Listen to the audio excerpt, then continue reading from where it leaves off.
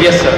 Mr. Didat, you've been telling us, Mr. Didat, you've been telling in your speech today about the contradictions of the Bible. That's very good. Secondly, you were saying about the fact that the Bible hasn't lived up to its contents. That's fine as well.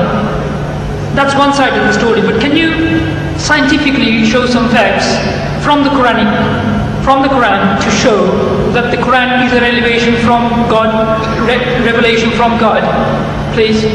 That would be ideal for the Muslims and the non-Muslim brothers. Yes. You see, there are so many things in the Quran which lends itself to scientific discoveries and proving of creation. For example, you see, if you meet one of these young men or learned people, those who say that there is no God, it's one of the answers to the previous question. Now it depends on the type of person that you are meeting. You can use the type of facts that you have at your disposal. You meet a man of learning, a doctor, a professor of astronomy, biology or whatever, and yet he says that there is no God. And when you ask him, according to his learning, the origin of this universe, how did this universe come into being? And that person will postulate, he's going to start explaining to you that you see, millions and millions of years ago, billions of years ago, this universe was one piece. And there was a Big Bang. And out of that Big Bang, that explosion, this universe came into being and things started moving in space, and they have been ever since moving at a regular pace. So that type of a person, we might ask, he says, now, where did you get this idea from? When did you learn this about the Big Bang? He said, no, yesterday.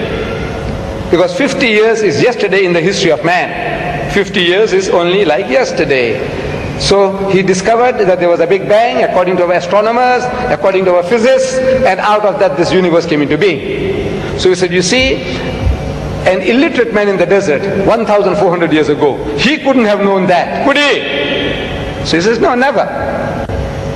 So he says, well, listen, now we quote the Quran. Allah says in the Quran, أَوَلَمْ يَرَ الَّذِينَ كَفَرُوا. Do not the unbelievers see? These atheists, these agnostics, those who say that there is no God, can't they see? أَوَلَمْ يَرَ الَّذِينَ كَفَرُوا أَنَّ السَّمَاوَاتِ وَالْأَرْضَ كَانَتَ رَتْقًا. That the heavens and the earth were joined together as one unit of creation. فَتَقْنَاهُمَا. And he split them asunder.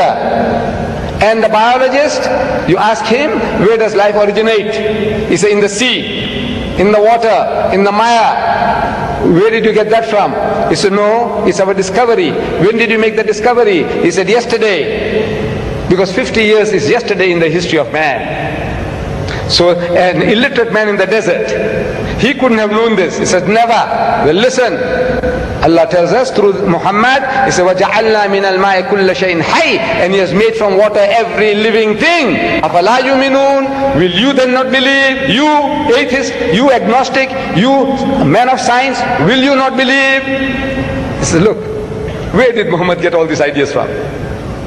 Plant life, animal life, vegetable life, every life, he says, has got pairs.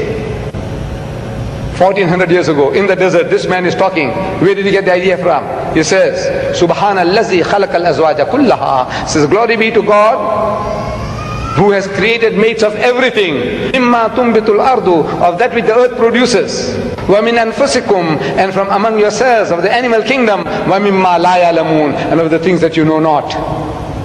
Male, female, positive, negative. He says, created mates of everything, of the things that you know and of the things that you don't know. So these are for people with eyes, with sense. They can see that this is not the work of Muhammad. An illiterate man in the desert could never have been able to utter these things. It is from the source of creation who has been giving it to him, that this is the book of God.